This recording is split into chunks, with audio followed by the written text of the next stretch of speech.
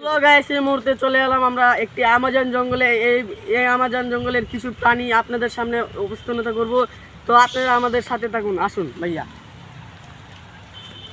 তো দেখতে তো পাচ্ছেন গাছের উপরে কিভাবে শুয়ে রয়েছে। এটা একটা রাসেলস ভাইপার।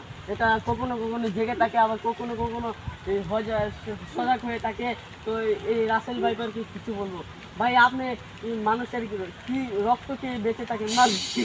দেখতে তো পাচ্ছেন আমাকে আক্রমণ করার চেষ্টা করছে।